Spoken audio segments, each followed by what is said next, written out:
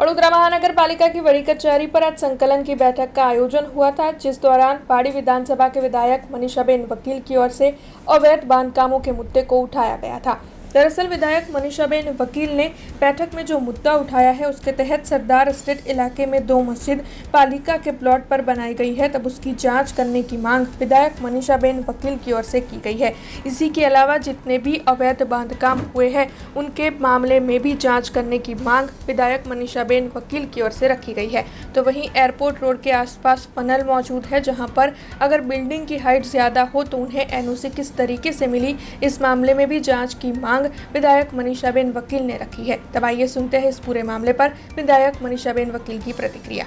જે કોર્પોરેશન ખાતે સંકલનમાં અલગ અલગ મુદ્દા લેવાના, ખાસ કરીને જે ઇનલીગલ એન્ક્રોચમેન્ટ છે કે બાંધકામ જે ઇલીગલ બનેલા હોય અને અમુક સમુદાયના લોકોએ જો એનું બાંધકામ ઇલીગલ કરેલું હોય તો એની તપાસ કરવામાં આવે। ખાસ કરીને સરદાર એસ્ટેટ ખાતે એવી ધ્યાનમાં આવ્યું છે કે 2 મસ્જિદો જે ઇલીગલ છે ત્યાં પ્લોટ પર બનાવી દેવામાં આવી છે। શું એનું પરમિશન લેવામાં આવ્યું છે એ કોર્પોરેશનને પૂછવામાં આવ્યું છે। સાથે સાથે એવા પ્લોટ છે જે પ્લાનિંગના હિસાબથી નહીં પણ એનાથી વધારે બાંધકામ થયેલું હોય તો એની પણ તપાસ કરવામાં આવે એવી મેં વાત કરી છે।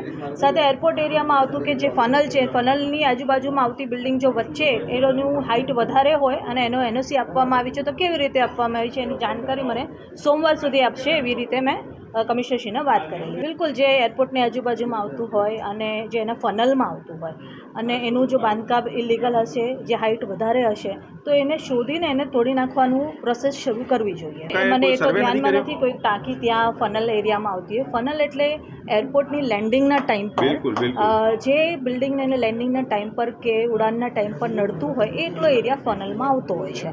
એને આજુબાજુનો એરિયા ફનલમાં નથી આવતો તો એને ના તોડવામાં આવે, પણ જે ફનલમાં આવતો હોય એવી 26-27 બિલ્ડિંગનું લિસ્ટ લગભગ તૈયાર છે ને એ મને સોમવાર સુધીમાં આપવામાં આવશે, ત્યારે મને ખ્યાલ આવશે કેટલી બિલ્ડિંગ્સ છે। હા, જે ગેરકાયદેસર છે કે હરણીના લેક ઝોનની બાજુમાં બી કોઈ એવું સ્ટ્રક્ચર છે જ્યાં ટેરેસ પર નમાજ અદા કરવામાં આવે છે, તો શું એની પરમિશન લેવામાં આવી છે? ન લેવામાં આવી હોય તો એની પર કાર્યવાહી કરે। કુલ લગભગ સરદાર એસ્ટેટમાં એવી 2 છે અને હરણી લેક ઝોનની પછી બી કોઈક ઘરમાં કોઈના ઘરમાં આ શરૂ થયું છે એવી અમારી જાણકારી અમારા ધ્યાનમાં આવી છે, તો એની વિગતો માંગી છે। જો હશે તો એની ઉપર જે પણ કાર્યવાही કરવાની હશે એ કરશે भी। हमसे जुड़े रहने के लिए हमारे YouTube चैनल को सब्सक्राइब करें और नई वीडियो की नोटिफिकेशन के लिए बेल आइकॉन को दबाएं।